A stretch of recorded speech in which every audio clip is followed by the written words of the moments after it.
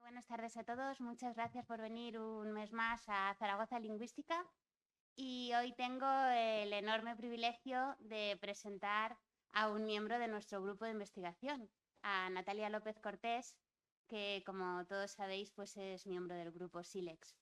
Si hay una ventaja de ir cumpliendo años y de ir haciéndose mayor, es que puedes ver crecer a la gente a tu alrededor. Y yo a Natalia la he visto crecer. Natalia ya era grande cuando vino, pero tú ves cómo se van, ¿no?, encontrando su sitio, cómo van encontrando su vocación y bueno, pues es algo verdaderamente bonito de nuestra profesión, ¿no?, de ser profes. Natalia empezó con el grupo SILEX muy prontito porque fue beneficiaria de una beca de colaboración en cuarto de carrera y hizo ya con nosotros el trabajo de fin de grado dedicado precisamente a las palabras ambiguas y a cómo se procesan las palabras ambiguas.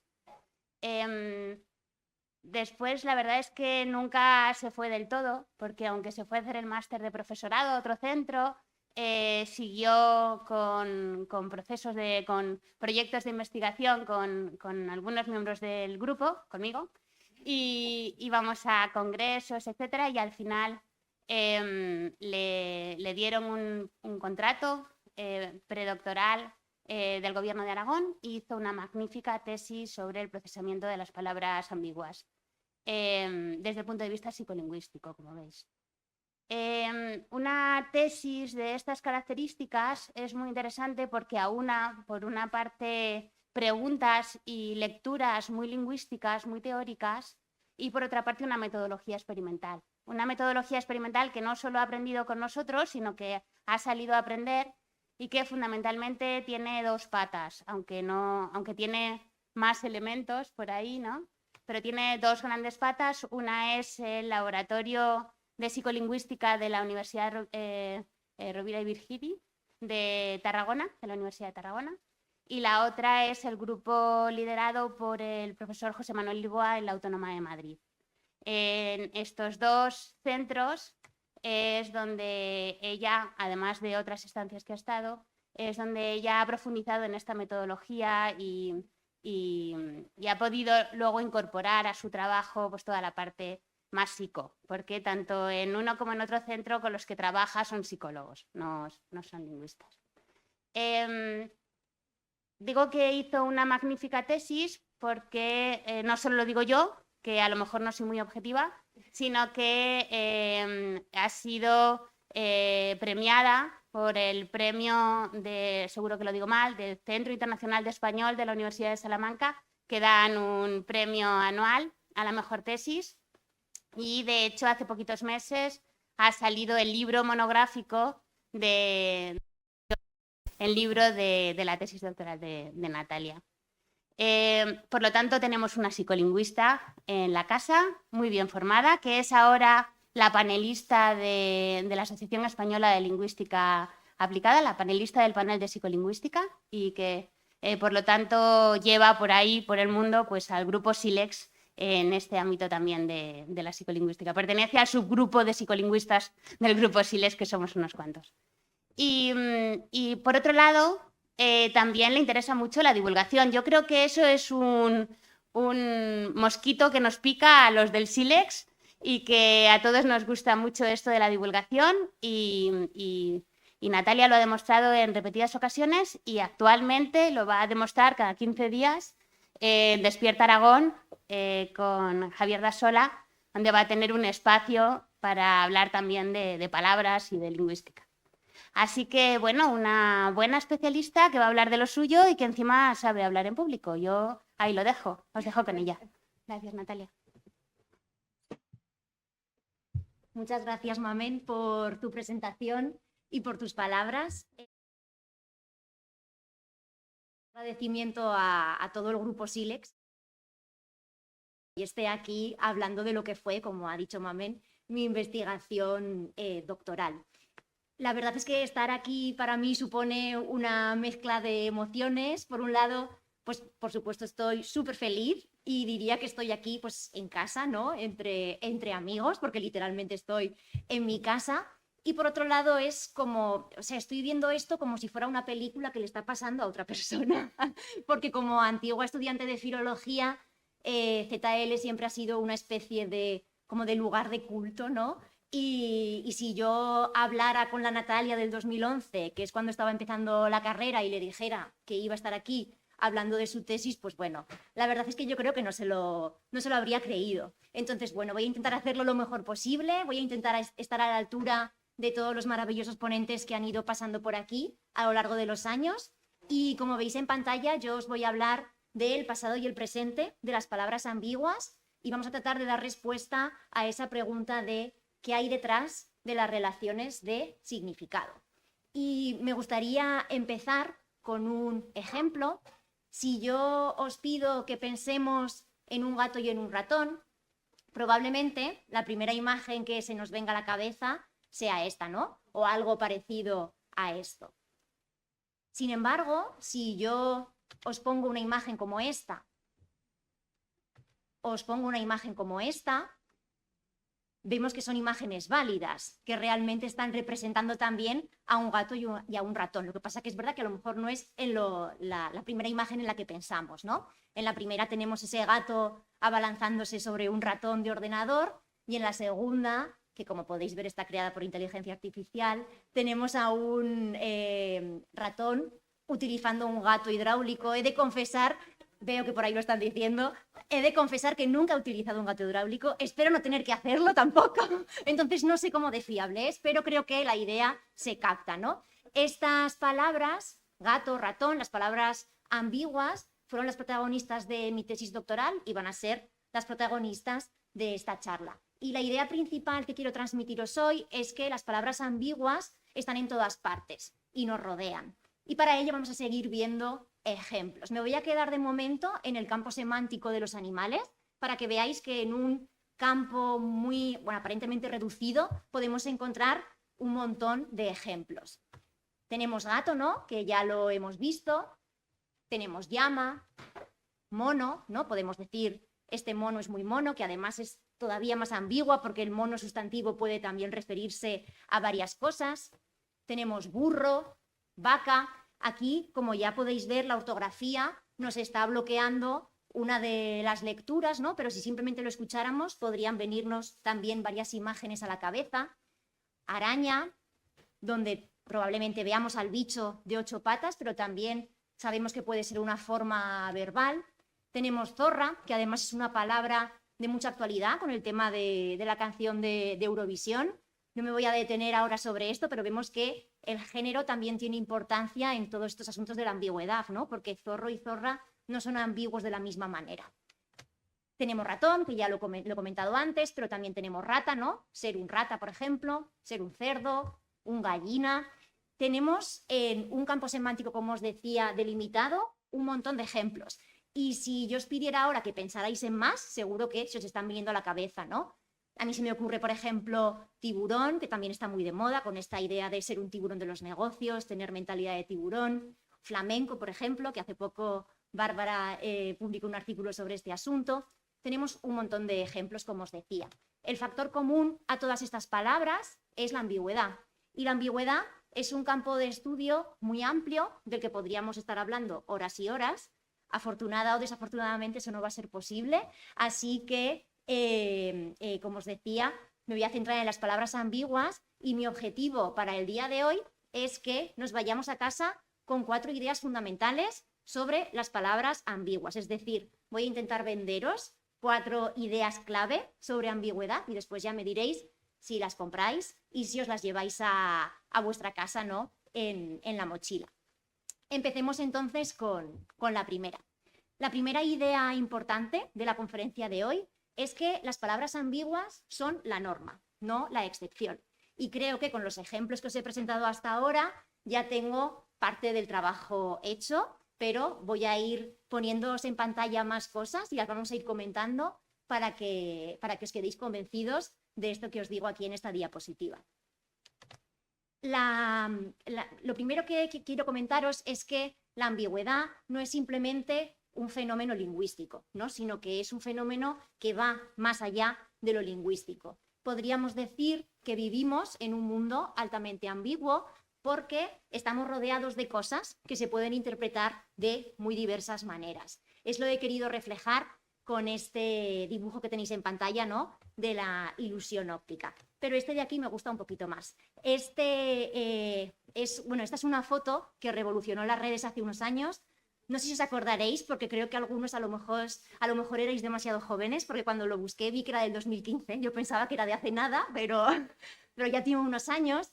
Y como veis es un vestido y había gente que opinaba que este vestido era negro y azul y gente que opinaba que era blanco y dorado. Yo no sé si alguien lo ve blanco y dorado, no lo sé. Yo jamás lo he conseguido ver blanco y dorado. Yo siempre lo veo azul y negro. Pero bueno, surgió un debate en redes tremendo, todo el mundo estaba opinando si era de qué color era. Entonces, bueno, esto nos sirve, ¿no?, para ver esto que os comentaba, de que nos rodean muchas cosas ambiguas que podemos interpretar de diferentes maneras. Sin embargo, aquí nos vamos a ir centrando en la ambigüedad desde un punto de vista lingüístico. El objetivo va a ser llegar a las palabras ambiguas, pero vamos a ir viendo otros ejemplos. Este de aquí, que me gusta mucho, como veis tenéis ahí un dibujo, ¿no?, de una ballena y en el pie de imagen aparece escrito dibujo de un adulto en 1884. Y alguien ha cogido esta imagen y la ha puesto en Twitter y ha dicho, así eran los adultos en 1884. Claro, ¿por qué sucede esto? Porque tenemos que ese pie de imagen, ese pie de la foto, puede ser ambiguo, ¿no? Podemos interpretar que es un dibujo en el que aparece un adulto o un dibujo hecho por un adulto o un dibujo de un ejemplar adulto de una ballena, que creo que es lo que querían decir. Entonces, nuestro contexto, nuestro sentido común, nos hace seleccionar el significado más adecuado, el más plausible, pero si sacamos a la luz la ambigüedad, pues podemos echarnos unas risas, ¿no?, y ver qué es lo que quería decir esta usuaria de Twitter. Otro ejemplo, que además aquí Zaragoza Lingüística es el foro ideal para comentarlo, tenemos a alguien en Twitter que ha escrito: no es fácil, pero merece la pena intentarlo, y ha colgado una foto, ¿no?, de un camión en el que se lee aceros aragoneses. Al ver la foto, pues ya sabemos lo que está pasando, ¿no? Tenemos un camión de la industria metalúrgica, supongo, de Aragón, no lo sé, pero si simplemente lo leemos y no, si simplemente lo escuchamos y no leemos ese texto, pues podemos encontrar otro mensaje escondido, ¿no? No es fácil, pero merece la pena intentarlo. Aceros aragoneses. Aquí la ambigüedad viene dada, como estamos viendo, por los sonidos, ¿no?, y por cómo segmentamos la cadena fónica. Y es el mismo tipo de proceso que sucedía en la adivinanza que decíamos de pequeños de oro parece, plata no es, el mismo tipo de proceso. Este otro, que también se hizo viral hace relativamente poco, este no es de 2015, este yo creo que es de enero o así, y lo que tenemos es una foto de una pila de ropa plegada dentro de lo que parece la lavadora o la secadora, y alguien ha puesto: le dije a mi sobrino o a mi sobrina que doblara las ropas en la secadora y me he encontrado con esto. Lo que ha pasado aquí, ¿no?, es que este sobrino ha interpretado que en la secadora es el complemento o está complementando a plegar, ¿no?, o a doblar, y le estaba diciendo dónde tenía que hacer esa acción. Esto es una ambigüedad sintáctica, una ambigüedad estructural. Y si vinisteis a la charla de febrero, creo que fue, de Julio Villagarcía, él nos trajo el ejemplo clásico de esta ambigüedad, que es el de Sherlock vio al hombre con los prismáticos. Si estabais en la charla os acordaréis, pues es este mismo proceso. Sin embargo, como os adelantaba, yo me quiero centrar en las palabras ambiguas. Y para ello os he traído estas ilustraciones que nos hizo Ricky Blanco para un reportaje que escribimos sobre el tema, Mamen y yo, en la revista de divulgación Archiletras, y él representó, ¿no?, estas palabras ambiguas. Y tenemos carpa, sumo, cobra, cara, llama, sirena, coma. ¿Y por qué? ¿Por qué me interesan las palabras ambiguas? Porque lo que nos pasa con las palabras ambiguas es que la ambigüedad se produce dentro de los límites de la propia unidad, dentro de la propia palabra. Podemos decir que la ambigüedad está dentro de la naturaleza de la propia palabra, es decir, no depende de cómo segmentemos la cadena fónica, no depende de cómo asignemos las funciones sintácticas o los papeles temáticos, sino que lo que tenemos es una unidad chiquitita, aparentemente, pero que podemos utilizarla para referirnos a diversidad, a diversas realidades, ¿no? A un montón de cosas. Y eso es verdaderamente interesante, ¿no? Ver cómo hacemos eso y sobre todo cómo nosotros como hablantes podemos lidiar con este tipo de unidades prácticamente sin darnos cuenta y sin que nos genere aparentemente ningún problema. Por tanto, creo que podemos afirmar con bastante rotundidad que la ambigüedad está en todas partes. Y para reflejar esto, me gusta mucho una frase del humorista y cómico Javier Cansado, que en uno de los podcasts en los que participa dijo un día: si es que todas las palabras de nuestra lengua son ambiguas, excepto aquellas para referirse a las partes de un buque. Y me gusta mucho esta intuición, ¿no?, de que si tenemos que pensar en una palabra de nuestra lengua, casi todas van a tener varios significados. Y si tenemos que encontrar una que tenga un único significado, van a tener que ser palabras muy concretas, muy específicas, normalmente vinculadas a todo este mundo de los tecnicismos, ¿no? Como podría ser, pues eso, las partes de un buque, las partes de un barco. Y no quiero ser yo quien lleve la contraria a Javier Cansado, porque además soy muy fan, pero si nos vamos al diccionario de la Real Academia y buscamos palabras como popa o como quilla, que son palabras que se refieren a las partes de un buque, nos vamos a encontrar con que también tienen varios significados posibles.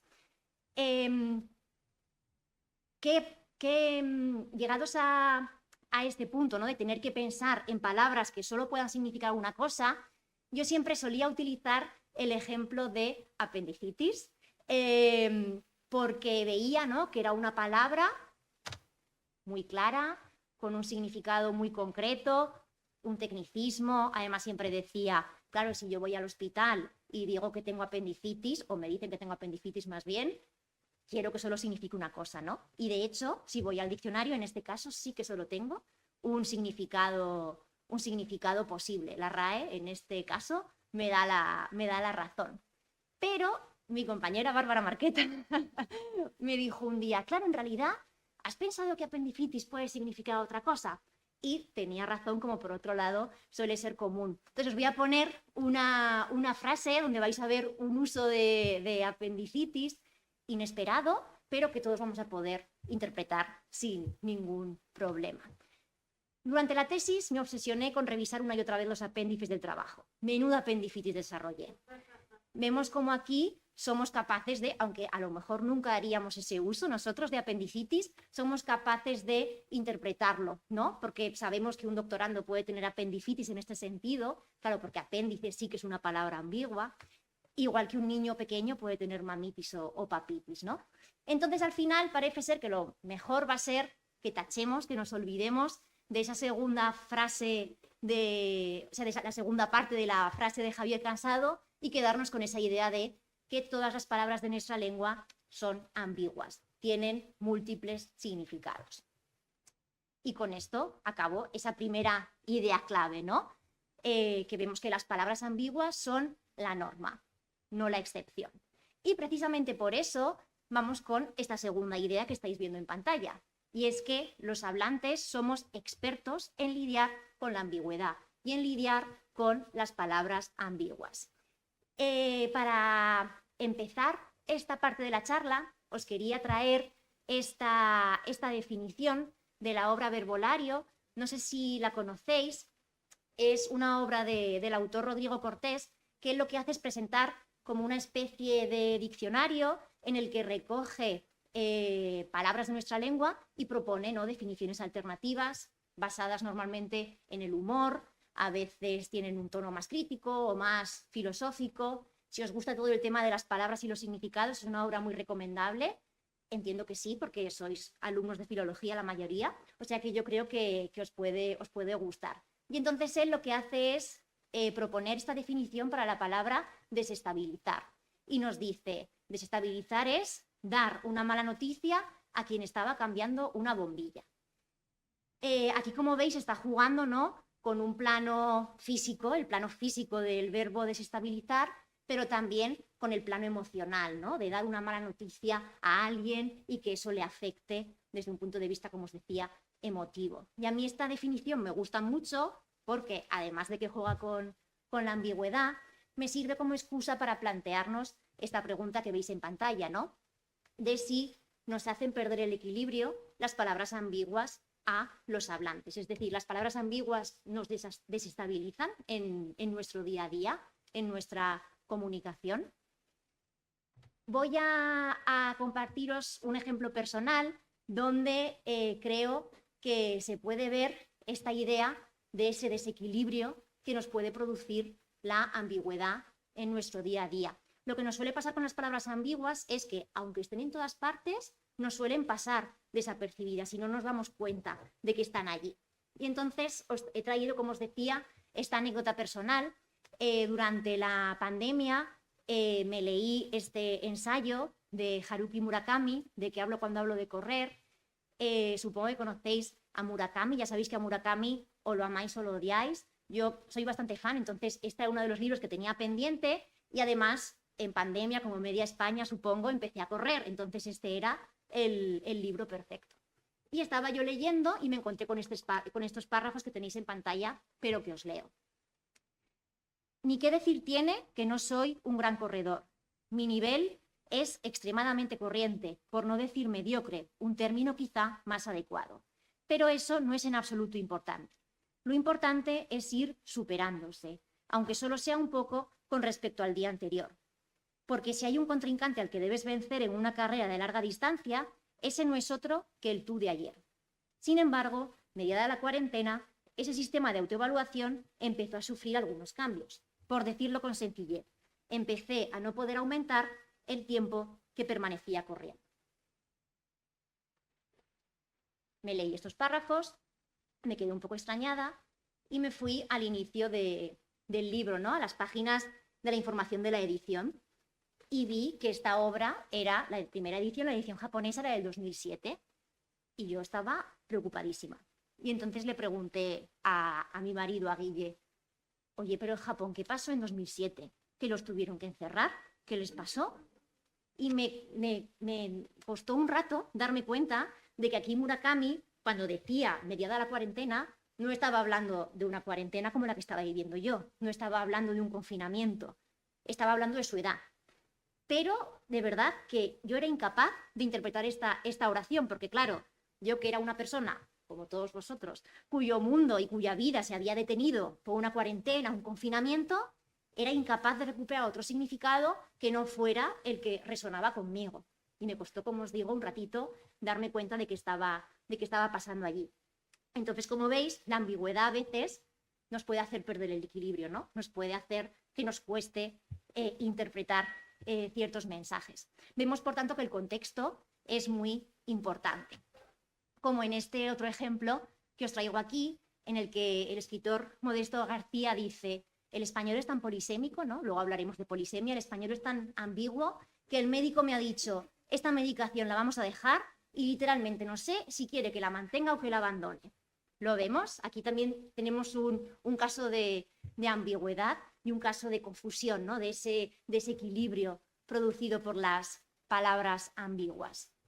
Tenemos casos de ambigüedad mucho más radicales y muchos más extremos, como es el caso de esta palabra que estáis viendo en pantalla, mokusatsu, es una palabra japonesa que seguro que habré pronunciado fatal, que tenemos que entenderla dentro del contexto de la Segunda Guerra Mundial.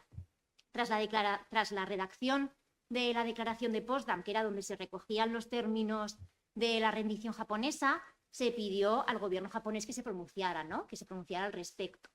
Y el comunicado que se emitió tenía esta palabra, que resulta que es una palabra ambigua y que se puede interpretar como rechazar o se puede interpretar como no tengo comentarios por el momento. El gobierno japonés quería explicar, o sea, quería dar ese segundo significado de momento no sabemos, pero se interpretó con la otra acepción posible, que es estamos rechazando vuestras propuestas y vuestros términos para la condición, para la rendición, perdón. Entonces, esto llevó a una serie de decisiones y de acontecimientos que acabaron con la descarga de la bomba atómica. Esto, por tanto, es un caso súper radical de los problemas que nos pueden dar las palabras ambiguas, pero a mí me sirve muy bien para que veamos el contraste con lo que suele pasarnos de normal, que es que somos capaces de resolver las ambigüedades y seleccionar el significado adecuado sin ningún problema y, sobre todo, sin darnos cuenta en la mayoría de ocasiones. El japonés probablemente se nos quede mucho más lejos, pero si nos vamos a una lengua que conozcamos más, ¿no? Como puede ser el inglés, también hemos podido vivir algún caso en que la ambigüedad me puede tocar un poco las narices, ¿no? Porque yo sé que los significados entre dos lenguas no tienen por qué corresponder y no tenemos por qué poder traducir una palabra a la perfección. Entonces podemos encontrar casos en los que en español tenemos una palabra ambigua, como gato, que en inglés se traduce en dos palabras totalmente diferentes, o podemos encontrar casos en los que tenemos en español palabras totalmente diferentes que en inglés acaban coincidiendo en una misma, ¿no? Como puede ser el caso de fish, que al inglés le da igual que sea el fish del mar o el fish que me como con el fish and chips. Claro, lógicamente es lo mismo, pero en español os dais cuenta que sí que hacemos esa distinción como diciendo, no, el pez y el pescado no es lo mismo. Entonces, estas asimetrías pues también nos pueden a veces hacer perder ese equilibrio. Este es otro ejemplo que también nos puede hacer perder el equilibrio. A mí me lo hace perder literalmente porque siempre que encuentro este camión por mi barrio intento hacerle una foto y no hay manera.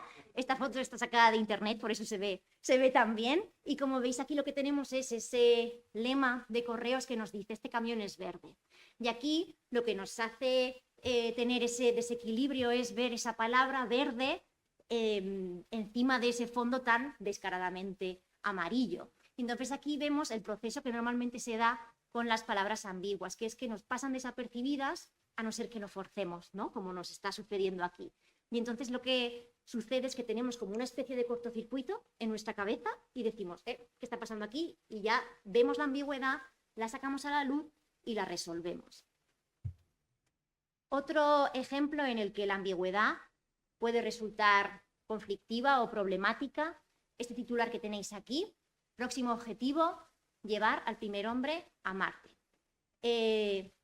Chicas, mujeres, niñas de la sala, yo no sé si vosotras os veis representadas en este titular, ¿no? De el primer hombre a Marte. Lo que pasa con la palabra hombre es que aparentemente es una palabra que tiene, pues ambigua, ¿no? Que tiene dos significados posibles, el hombre como varón, pero también el hombre como ser humano, el hombre como persona. Se supone que en esa segunda acepción nosotras estamos incluidas, ¿no? Porque somos seres humanos y somos personas. De hecho, me parece que si vais a la RAE, al diccionario de la lengua, esta acepción de hombre como ser humano creo que es la primera. Me parece recordar la última vez que lo consulté, como si fuera la más común. Pero yo no sé hasta qué punto esta palabra de verdad activa esos dos significados en nuestra cabeza. Yo no sé si al leer esto verdaderamente pienso en hombre ser humano y no pienso en hombre varón. No me voy a detener en esto, pero para que veáis, ¿no? Cómo la ambigüedad está en todas partes y cómo a veces pues, nos puede generar estos conflictos. Y hasta ahora os he estado hablando de qué nos pasa a los hablantes, ¿no? Qué nos pasa a las personas cuando nos encontramos con palabras ambiguas. Pero también nos podemos preguntar, ¿qué les pasa a las máquinas, ¿no? ¿Qué les pasa a esos softwares de inteligencia artificial? Si yo le pido a un generador de imágenes que me cree una imagen de un salmón en un río, a veces me puede generar cosas como esta, ¿vale?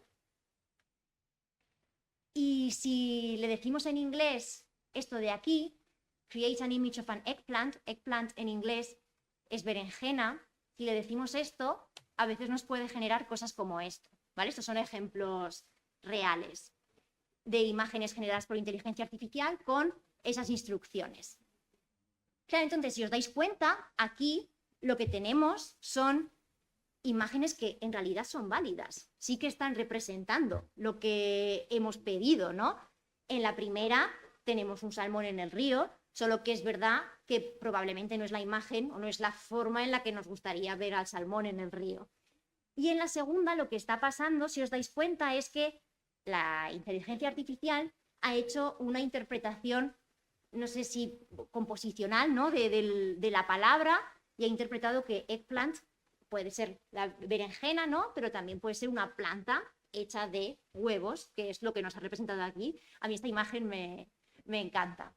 Entonces, como vemos, ¿no? Pues eso, la ambigüedad no simplemente se limita a las personas, sino que también puede generar problemas en estos softwares de inteligencia artificial. Por tanto, retomo la pregunta inicial de esta sección, en la que os preguntaba, ¿no? Si a los hablantes las palabras ambiguas nos hacen perder el equilibrio, o retomando la definición del verbolario, si nos suponen una mala noticia, ¿no? Una mala noticia que nos desestabiliza. Aquí lo que he hecho ha sido mostraros casos en los que la ambigüedad genera problemas, ¿no? Nos genera un conflicto de interpretación.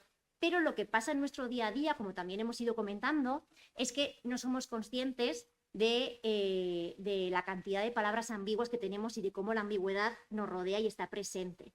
De hecho, para entender estos ejemplos, lo que probablemente ha tenido que pasar es que tengamos ese cortocircuito del que os hablaba, ¿no? Necesito pararme a pensar, que me dé ese cortocircuito y decir, aquí está pasando algo, aquí está la ambigüedad, la saco a la luz y la resuelvo. Pero de normal no tenemos que hacer ese proceso. En nuestro día a día podemos lidiar con las palabras ambiguas sin darnos ninguna cuenta de ello. Somos buenísimos viviendo con la ambigüedad, somos muy buenos conviviendo con ella, y por eso normalmente nos pasa desapercibida. Y por eso necesitamos estos ejemplos tan radicales que nos fuerzan a darnos cuenta de que la ambigüedad está allí.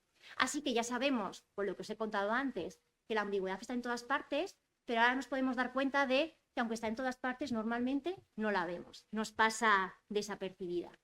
De hecho, podríamos rizar un poco más el rizo y decir que las palabras ambiguas, más que malas noticias, son más bien buenas noticias para nosotros, para los hablantes. ¿Por qué? Porque se ha demostrado que las palabras ambiguas son un elemento clave a la hora de organizar nuestro diccionario mental. Gracias a ellas, somos más eficientes a nivel cognitivo. ¿Por qué? Porque permiten que nuestro lexicón, que es ese diccionario mental, esté más conectado. ¿Cómo es esto? Claro, lo que tenemos es una palabra que puede significar varias cosas, que tiene varios significados posibles, de manera que si interpretamos nuestro diccionario mental como una gran red de significados conectados, lo que tenemos es que la palabra ambigua nos conecta muchas cosas diferentes. Por eso a mí me gusta decir que las palabras ambiguas son algo así como los pasadizos secretos del lenguaje, ¿no? Son una especie de puerta secreta o de puente inesperado que hace que podamos acceder a sitios diferentes de nuestro lexicón. Son como ese puente que nos permite cruzar de un lado a otro y nos permite navegar por este diccionario de una manera más rápida, como veremos ahora, y más eficiente. Esto que os estoy contando no es simplemente una metáfora muy bonita o no es simplemente una intuición, sino que es un fenómeno que hemos podido demostrar experimentalmente, que se ha podido demostrar empíricamente en laboratorio. ¿Y cómo? ¿Cómo hemos hecho esto? Con unas tareas que se llaman las tareas de decisión léxica. A lo mejor algunos habéis hecho en algún momento tareas de este estilo, porque hemos hecho aquí en la casa. En estas tareas, lo que hace el participante es enfrentarse a un ordenador, ¿no? Con la pantalla en blanco, y van apareciendo diferentes palabras. Y tiene que decidir el participante si esa palabra existe en su lengua o si es una palabra inventada. De manera que si aparece pluma, va a decir que sí, que es una palabra que existe, pero si aparece talso, va a decir que no, porque es una palabra que no existe. Lo que yo puedo hacer es manipular qué palabras aparecen. Y lo que ocurre es que si yo pongo una palabra como silla, que es una palabra que tiene menos significados que pluma, al participante le va a costar más reconocer esta palabra. Tardamos un poquito más en darnos cuenta de que silla existe. Nos cuesta más reconocer esta unidad. Esto lo que quiere decir es que las palabras con más significados se reconocen y se acceden significativamente más rápido que las que tienen menos. Y este fenómeno, que es lo que se conoce como ventaja de la ambigüedad, se ha demostrado de manera bastante robusta y sistemática en varias lenguas. ¿Y por qué es interesante esto? Porque lo que nos está diciendo es cómo organizamos ese diccionario mental, ese lexicón. La lógica detrás de una tarea de decisión léxica es que el tiempo que el participante tarda en reconocer la palabra es el tiempo que tarda en acceder a esa información en su cabeza. De manera que si las palabras ambiguas sistemáticamente están generando una ventaja, las palabras con más significado están haciendo que seamos más rápidos, eso quiere decir que son un elemento clave en la organización de nuestro lexicón. Es como que es un elemento protagonista, las tenemos muy a mano, porque nos vienen bien, ¿no? Porque nos permiten hacer esa navegación de la que os hablaba antes. De este lexicón del que os acabo de presentar, ¿no? Este diccionario mental que tenemos todos en nuestra cabeza, es de lo que vamos a hablar ahora en esta tercera idea clave de mi conferencia. La idea con la que en la que nos vamos a detener ahora es esta, ¿no? Que este diccionario mental, este lexicón, se organiza en virtud y en función de nuestra interpretación subjetiva y de nuestras vivencias, ¿vale? Ahora vais a ir viendo por qué os cuento esto. Y para esto os quería traer esta frase de Tolstoy, que seguro que conocéis, con la que inicia su novela Ana Karenina, ¿no? Y nos dice: todas las familias felices se asemejan, pero cada familia infeliz lo es a su manera. Pues, ¿por qué os la he traído? Pues bueno, porque podemos decir que cada palabra ambigua es ambigua a su manera, ¿no? Ya lo hemos visto con los ejemplos iniciales. Tenemos casos en los que la ambigüedad se produce porque tenemos un cambio de categoría gramatical, ¿no? Como era el caso de araña o el caso de llama. También hemos visto la importancia que puede tener la grafía, la ortografía, como veíamos con vaca. Sabemos, porque lo hemos comentado, ¿no?, cómo el género a veces también influye, cuando hemos visto lo de zorra y zorro. Y luego, aunque a lo mejor no sepamos por qué, pero todos vemos que los significados de ratón tienen que ver con la forma, ¿no?, del objeto y del animal, y hay otras palabras ambiguas cuya relación entre significados tiene que ver, pues, a lo mejor con cualidades, ¿no?, como puede ser el caso de cerdo. Por tanto, hay distintas maneras de ser ambiguo, de ser una palabra ambigua. Y en esta sección de la charla vamos a ver los dos tipos de palabras ambiguas que seguro que conocéis, que son las palabras homónimas y las palabras polisémicas, que son conceptos que se suelen trabajar bastante en educación obligatoria. Ahora os comento un poquito más de esto, pero que son conceptos que a veces nos generan problemas porque no acabamos de ver bien la distinción entre un fenómeno y otro. Si os acordáis, no sé si os acordaréis, pero de cuando estudiabais en secundaria, os podéis acordar de definiciones como estas, que no sé si se ven muy bien, pero yo os las voy a leer. Aquí lo que tenemos es un manual que me parece que es de tercero de la ESO, en el que nos dicen, se denomina palabra polisémica aquella que presenta varios significados diferentes. Y digo, vale, pluma, polisemia, varios significados diferentes, genial, perfecto. Se denominan palabras homónimas a aquellas que se pronuncian igual, pero tienen significados distintos. Y digo, vale, entonces pluma, que me han dicho que es polisémica, pues también me encaja aquí, ¿no? O sea, pluma se pronuncia pluma, tiene significados diferentes. Entonces luego me dicen que llama es homónima, entonces llama, ¿qué pasa? Bueno, es un jaleo, ¿no? Como veis, son aquí hay una confusión de varias cosas que ahora comentaremos. Entonces es muy común no tener claro qué es la homonimia y qué es la polisemia. La academia a veces también da respuestas algo contradictorias o algo confusas con respecto a esto y a otros asuntos, pero ahora nos centramos en la ambigüedad. Y aquí tenemos a un usuario que en el hashtag de DudaRae pregunta: ¿Cómo se llaman aquellas palabras que se escriben igual pero tienen diferente significado? Y lo mismo, la RAE dice homónima. Ahora veremos por qué, porque esto es real, ¿no? O sea, es así. Pero ¿qué pasa? Pues lo mismo, si yo me he estudiado que pluma es un ejemplo de polisemia, digo, pero entonces, ¿por qué pluma no encaja en esta definición, ¿no? Entonces, como vemos, puede resultarnos un poco confuso entender las distinciones entre estos dos fenómenos. Entonces, vamos a dedicar un ratito a entender en qué se diferencian la homonimia y la polisemia. Y lo importante es tener muy claro de qué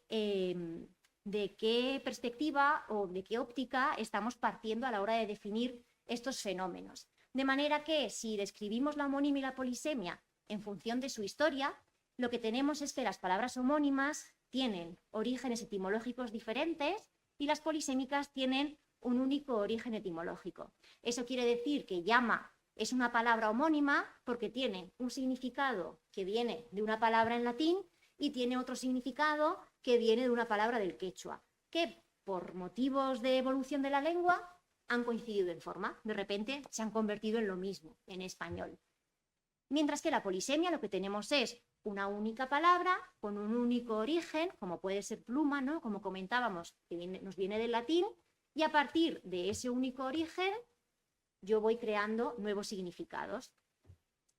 Entonces eso depende de la historia, depende del origen. Llegados a este punto, os quiero leer este fragmento. Ahora veréis por qué y a qué viene esto.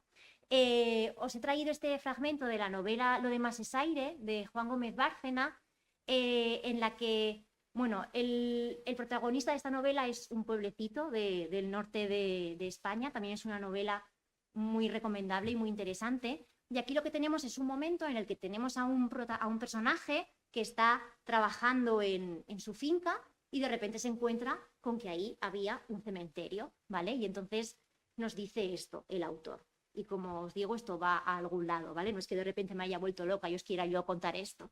Ahora veréis por qué. Entonces eso, tenemos a Pepín Cano, que está ahí en su finca y descubre un cementerio. Y nos dice el autor, nombres que cuentan historias que se han olvidado.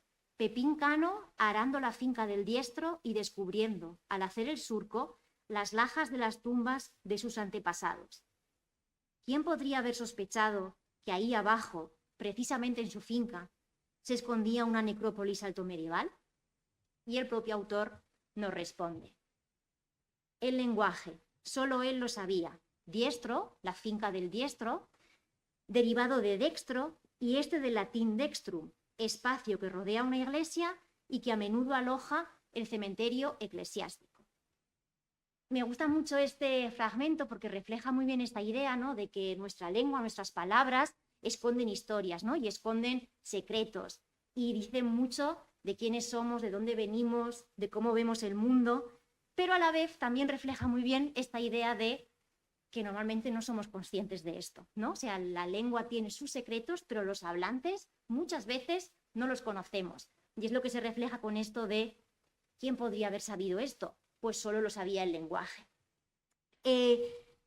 Conocer la historia, ¿no?, de las palabras, conocer su etimología, ahora veis por dónde, cómo lo conecto con lo anterior, no deja de ser una especie de labor de arqueología, ¿no? Y como os digo, es una labor muy rica porque nos dice mucho de quiénes somos como especie, pero nosotros como hablantes normalmente no somos conscientes de esta riqueza histórica que tiene nuestra lengua. Entonces, conocer la etimología es una especie de labor de arqueología, por eso os he puesto aquí al mejor arqueólogo, Indiana Jones, como todos sabemos. Y lo que os quería transmitir con esto es que nosotros como hablantes podemos comunicarnos sin ser Indiana Jones, ¿no? Podemos comunicarnos sin ser arqueólogos. Puede que no sepamos de dónde vienen las palabras, pero sabemos qué significan en la actualidad y sabemos cómo usarlas. Entonces, imaginaros que sois profesores de secundaria y tenéis que explicar la diferencia entre homonimia y polisemia, utilizar este criterio basado en la etimología, en la historia, puede ser muy interesante por muchos motivos, pero lo cierto es que no es relevante desde un punto de vista cognitivo. Es decir, nosotros no lo tenemos en la cabeza, no accedemos a esa información al comunicarnos básicamente porque no la conocemos, a no ser que seamos, por supuesto, Indiana Jones, ¿no? Y a no ser que seamos unos apasionados de la arqueología y de la etimología. Así que, para enfrentarnos y aproximarnos a este fenómeno de la homonimia y de la polisemia, podemos optar por otras opciones y podemos centrarnos en qué significan las palabras ahora, qué es lo que está pasando con ellas en la actualidad. Desde este punto de vista, las palabras homónimas son aquellas que tienen varios significados, pero que no tienen ninguna relación entre sí, y las palabras polisémicas, aquellas que tienen varios significados y que yo como hablante sí que veo esa relación entre esos significados. Claro, este criterio, que es el que me interesó a mí en la tesis, no se puede entender sin el anterior, ¿no? O sea, que exista la posibilidad de que yo vea relación entre pluma de escribir y pluma de ave es porque vienen del mismo sitio. Pero poner el foco de atención en esto, en la relación entre los significados, es interesante, sobre todo porque es lo que es relevante desde un punto de vista cognitivo, en el sentido que os comentaba antes, ¿no? Que esta información de la relación entre los significados sí que la almacenamos en nuestra cabeza, ¿vale? Sí que es una cosa que tengamos, que además, como comentaba antes, estructura nuestro lexicón. Por ejemplo, todos podemos entender o intuir por qué al puente de las vacaciones lo llamamos puente, ¿no? Porque decimos, se parece al puente, los puentes que hay sobre el río, pero a lo mejor no sabemos de dónde viene la palabra puente, ¿vale? Pero sí que podemos utilizarla sin ningún problema. Si queremos hacer tareas de procesamiento, que es lo que yo hacía en mi investigación, no podemos partir de información que no sea relevante desde el punto de vista cognitivo. Tenemos que partir de información que los hablantes tengan en su cabeza. Y por tanto, si queremos trabajar con palabras ambiguas, tenemos que partir de clasificaciones que sean subjetivas, que se basen en la interpretación de los hablantes. Claro, partir de métricas subjetivas implica asumir que existe y que va a existir variabilidad. ¿Esto qué quiere decir? Que no todo el mundo va a opinar lo mismo, claro, que va a depender de cada hablante y va a depender de su diccionario mental. Y, por ejemplo, el caso de pluma, que estoy repitiendo mucho. A la hora de hacer el corpus que yo hice en la tesis de palabras ambiguas, vimos que para el caso de pluma era muy importante la edad. Si preguntábamos a gente más mayor, pluma solía ser interpretada como una palabra polisémica, con relación entre sus significados más comunes, ¿no? De pluma de escribir y pluma de ave. Pero si preguntábamos a gente más joven, nos la solían clasificar como palabra homónima, palabra sin ningún tipo de relación entre los significados. Pues veis que la edad va a mediar en esa variabilidad. Otro ejemplo, el caso de la palabra barra, que una palabra con la que estoy trabajando ahora en una investigación que estoy haciendo con mi compañera Sara. Cuando nosotros hicimos este corpus de la tesis, preguntábamos a los hablantes, la mayoría estudiantes, ahora veréis por qué significa barra. Y casi todos nos decían barra de bar, que es lo que también diría yo, barra de bar, barra de pan, barra, alguno decía de chocolate. Y ahora nos hemos ido a trabajar con hablantes ancianos que están en residencias y el primer significado que sale es barra de la cama. Claro, ¿veis por qué? Yo jamás diría barra de la cama, ¿lo veis? Pero esto es un ejemplo de cómo vivimos, ¿no? Y nuestro contexto afecta a cómo interpretamos las palabras, lógicamente. Entonces vemos que existen diferencias en el pasado de la ambigüedad y en el presente. Y claro, no podemos saber cuál va a ser su futuro.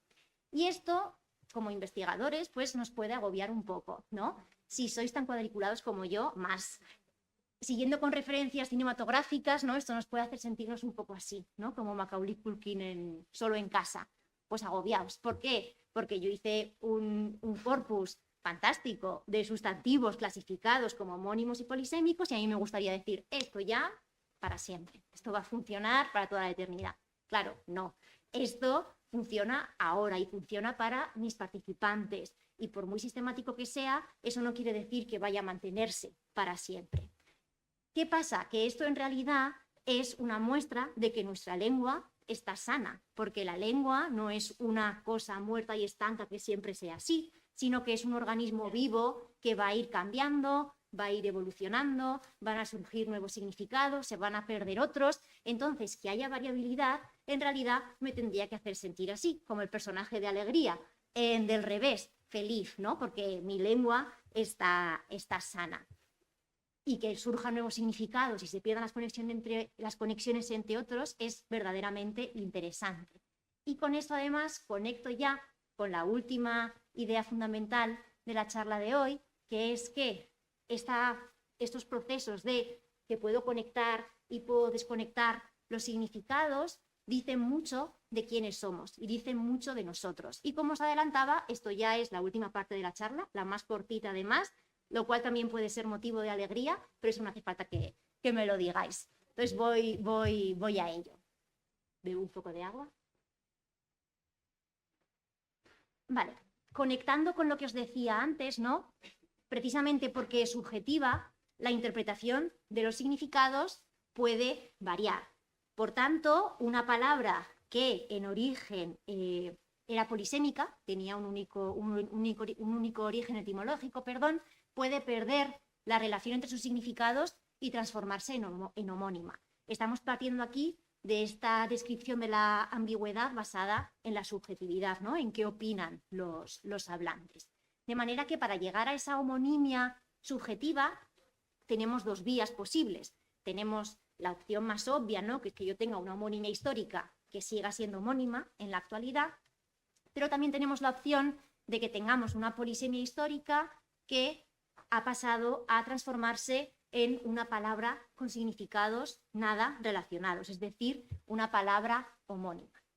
Este proceso por el que una palabra polisémica se transforma en una palabra homónima es lo que yo en la tesis llamé el proceso de homonimización, que es un poco difícil de decir, de la polisemia. Es decir, yo tengo, ¿no?, mi chistera de mago, meto una palabra polisémica con un único origen y con significados relacionados y saco una palabra homónima que tiene un único origen, porque el pasado yo no lo puedo cambiar, pero los significados ya han perdido toda su conexión. ¿Y qué pasa? Que esto en realidad no es magia, ¿no? Esto, digamos que la chistera puede representar lo que comentábamos hasta ahora, ¿no? Nuestro paso por el mundo. Y esto hace que modulemos nuestra interpretación de las palabras y de los significados según las cosas que experimentamos. Y claro, a lo mejor nunca hemos visto una pluma de ave usada como herramienta para escribir, entonces yo no puedo ver la relación entre los significados. O a lo mejor no sabíamos que el banco del dinero se llama así porque antiguamente las transacciones se hacían en los bancos en los que nos sentamos. Claro, si yo no sé eso, yo no puedo almacenar esa información en mi cabeza. Lo interesante de esta perspectiva es que desde este punto de vista las palabras homónimas son más frecuentes de lo que parece en un primer momento. Porque en la bibliografía siempre se dicen que son una cosa rara, pero en realidad son mucho más comunes de lo que pensamos. Sí, voy acabando ya lo sé. Ya os he dicho que podría hablar mucho de ambigüedad, entonces simplemente eso, son mucho más frecuentes de lo que podíamos esperar en un primer momento. Y la pregunta lógica que viene después de esto, que ahora esto sí que os prometo que es lo último, es que, claro, ¿qué hay detrás de esa homonimización? ¿Hay algún factor que haga que los significados se desconecten? Y esta respuesta que pues está en proceso, está en construcción, como el puente de Manhattan en esta foto que os pongo aquí. Por lo tanto, no me voy a detener en ello, además si no tengo tiempo, pues mejor, pero eso, que sepáis que estamos intentando dar respuesta a esta pregunta. Lo que sí que podemos ver es que en las palabras polisémicas, que se siguen viendo como polisémicas, suelen tener mucho peso asuntos más puramente gramaticales, de manera que solemos encontrar palabras como asilo, baño, donde tenemos una relación gramatical más clara que entre, por ejemplo, caja de zapatos y caja registradora. En las polisemias que se han transformado en homónimas, como caja, lo que tenemos es dos referentes muy diferentes, ¿no? Es como que tenemos un concepto que ha dejado el nido y ha hecho su vida por su cuenta, ¿vale? Entonces esas son las que suelen generar homonimia en la actualidad.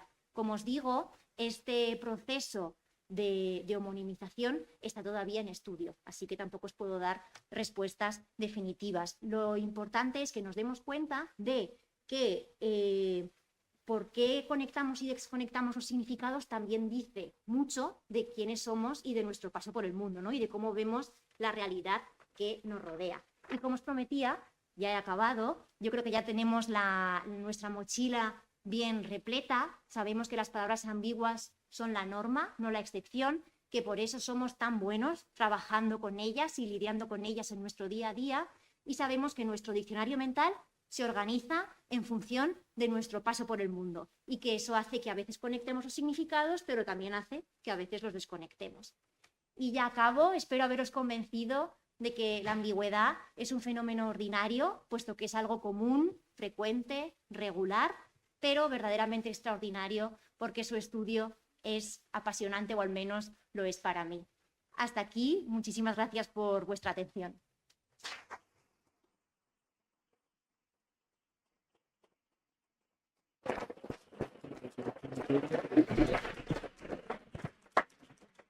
Bueno, pues muchas gracias, Natalia. Me has pillado yendo por el micrófono. Y tenemos unos minutos, porque has sido escrupulosa con la hora. Muchas gracias por eso también. Tenemos unos minutos para dudas, preguntas, comentarios. Y si no, pregunto yo. ¿Nadie? ¿No os animáis? Bueno, rompo yo el hielo y a lo mejor después siguen los demás.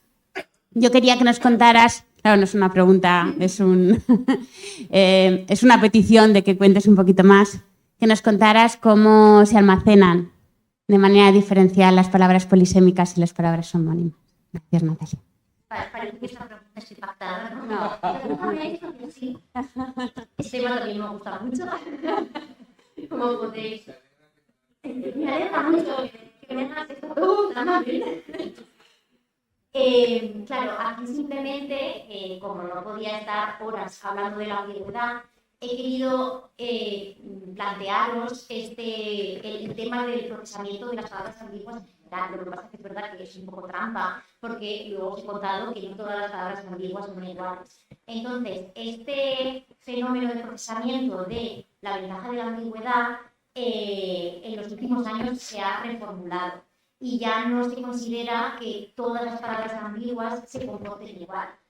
Parece, y digo parece porque tampoco hay resultados del todo claros, seguimos trabajando en ello, que las palabras polisémicas son las que generan una ventaja de procesamiento más fuerte. Si trabajamos con palabras homónimas, puramente homónimas, la ventaja de procesamiento es, o sea, es como que va, o parece que va al revés, se produce una desventaja, porque nos cuesta más. ¿Esto por qué es interesante? Pues igual que antes os hablaba de que la ventaja general nos da información sobre el almacenamiento, pues el procesamiento de homonimia y polisemia también nos da información sobre cómo almacenamos esas palabras concretas, ¿no? Ese tipo de ambigüedad en concreto. Entonces, los modelos más comunes o más extendidos a la hora de explicar el almacenamiento de homonimia y polisemia nos dicen que las palabras polisémicas, puesto que tenemos significados relacionados, las almacenamos como si fuera el diccionario que consultamos, en una única entrada, como en una única región. Tenemos una zona, ¿no?, de nuestra cabeza donde están las palabras, una palabra polisémica con todos sus significados posibles. Mientras que parece que las palabras homónimas, puesto que tienen significados nada relacionados, están en sitios diferentes. Pueden estar en sitios diferentes porque no hay relación. Y de hecho, aquí hago también un poco spoiler de la investigación que estoy haciendo con Sara ahora, cuando hemos trabajado esto que os he contado de las residencias, cuando hemos trabajado con palabras homónimas y pedimos a los participantes que recuperen significados, con las palabras homónimas toman una decisión. ¿A qué me refiero con esto? Si yo les pregunto por qué palabras se te ocurren al pensar en heroína, que es una palabra clasificada como homónima, además con un grado de acuerdo enorme, todos vemos que no hay ninguna relación, son dos cosas totalmente diferentes. Si el participante empieza a hablar de heroína Agustina de Aragón, la guerra de los sitios, personas valientes, nunca hace el salto a la droga. Mientras que si el participante empieza a hablar de heroína como estupefaciente, droga, traficante, nunca hace el salto a lo otro. Lo cual, esto lo mismo, Es un poco, todavía no lo podemos afirmar férreamente porque no hemos visto si es sistemático, pero sí que es verdad que a hacer análisis descriptivo de los datos nos hemos encontrado con esto, que es como que la homonimia nos obliga a tomar una decisión, de manera que yo voy a mi parte de la cabeza donde tengo Agustina de Aragón, ¿vale? Solo me voy a ese campo y no salto al otro. Mientras que si les pregunto por pluma, sí que empiezan, vale, pluma de gallo, gallina, la pluma para escribir cartas. Entonces vemos que ahí sí que a donde están accediendo hay varias cosas. Entonces es verdad que parece que las palabras polisémicas están siempre sus significados juntitos, ¿no? Porque hay relación, y las palabras homónimas es como que son dos sitios diferentes de nuestra cabeza.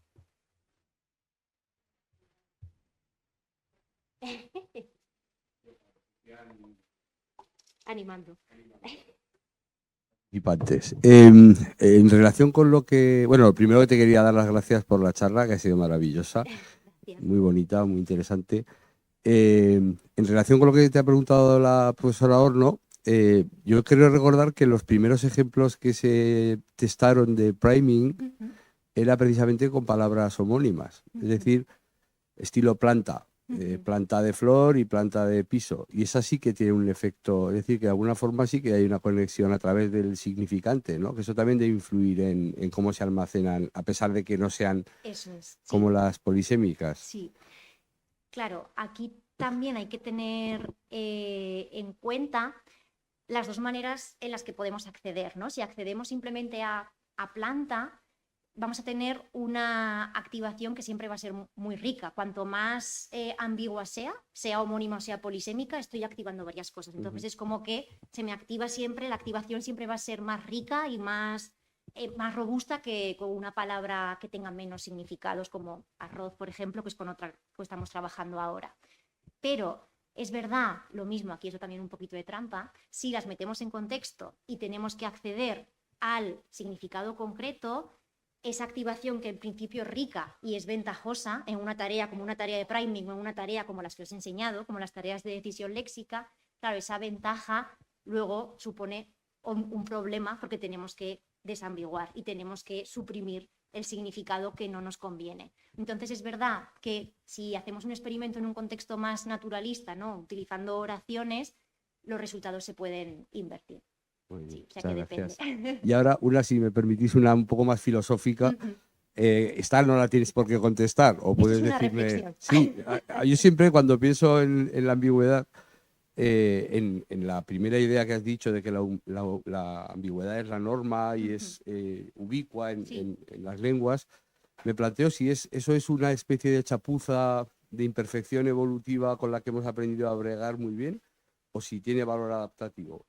Si es, por decirlo así, un rasgo específico diseñado o buscado por la evolución para que tengamos ventajas cognitivas. Esto me gusta también. También tengo una parte de la tesis dedicada a esto. Sí.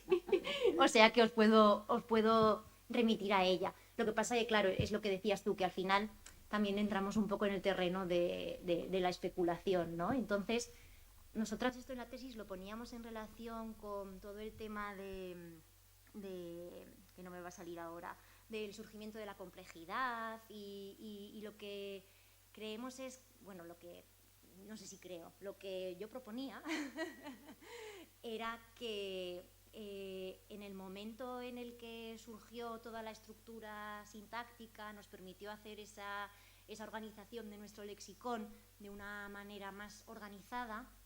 Entonces, la ambigüedad, lo que propuse en su momento, es como que la ambigüedad podía haber surgido en dos fases, ¿no? Y primero teníamos una ambigüedad más del estilo metonímico, ¿no? Que sí que tenía una conexión muy cercana como con lo palpable, digamos, mientras que una ambigüedad más metafórica, más relacionada con la polisemia metafórica, tenía que ser necesariamente más compleja. Entonces, como que una ambigüedad relacionada con la metonimia sí que podría ser anterior y otra más metafórica tendría que ser en un momento posterior de la evolución. Lo que pasa que es totalmente especulativo, pero sí que es un tema que me interesa. Y es verdad que yo lo que creo es que sí que es ventajosa. Claro, ¿qué te voy a decir yo, verdad? ¿Qué te voy a decir yo? No creo que sea un fallo del sistema, sino que creo que es positiva. Sí. Y en parte lo ha contado, ¿no? Con esos pasadizos que hace que el léxico sea más eficiente. No sé si hay algo en YouTube. Antes, aquí hay. Bueno, muchísimas gracias, Natalia. Fantástica la Muchas charla. gracias. Y una preguntita, esto que nos has contado de la polisemia en el español, entiendo que también se puede aplicar a otras lenguas extranjeras que no son cercanas, o el español en concreto es muy potente en ese tema. El proceso de homonimización, ¿no? El proceso De ambigüedad, en concreto lo que has vale. hablado de la ambigüedad, perdón. La ambigüedad, igual que he dicho en la charla, ¿no? Está en todas partes y por tanto está en todas las lenguas. Sí que es un fenómeno que podemos decir que es universal, que sí que se encuentra en todos sitios. Y precisamente lo que comentábamos de conectar y desconectar significados también lo encontramos.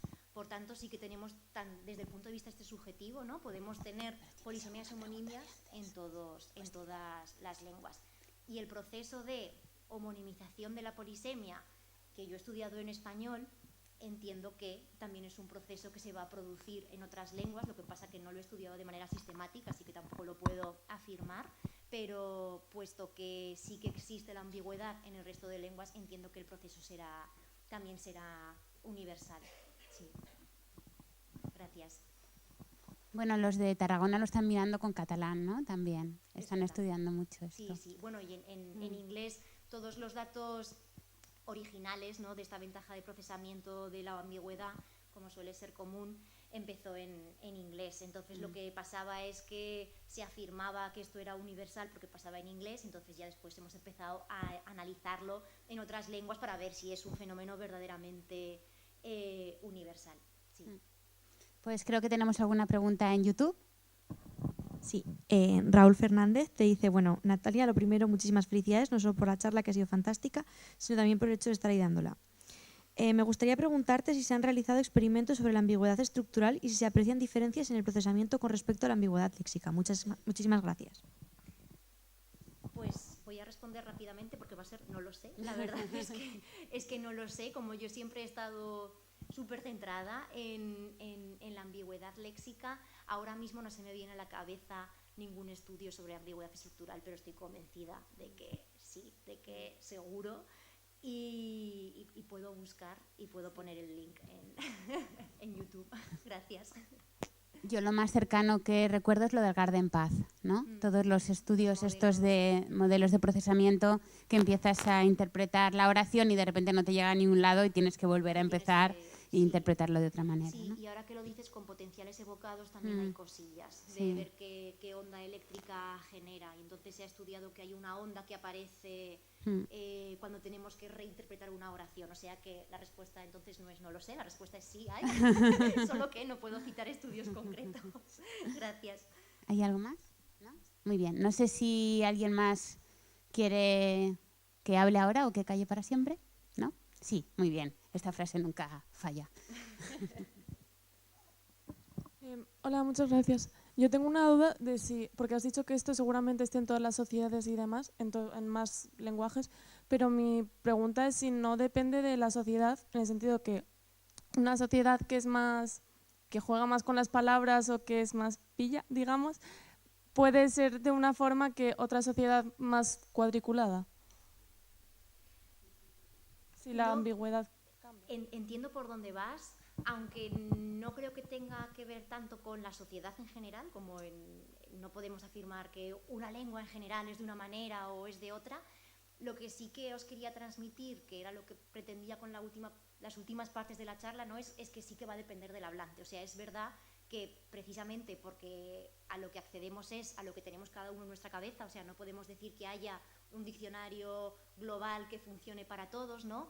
Pues en dependencia de cada hablante sí que va a haber diferentes ambigüedades y diferentes posibilidades, pero no sé hasta qué punto podemos afirmar que sea una cosa sistemática de distintos tipos de sociedad, no sé hasta qué punto podemos afirmar tampoco que haya distintos tipos de sociedad súper radicales. Entonces yo creo que sí que hay subjetividad, pero va a ser una subjetividad de cada persona.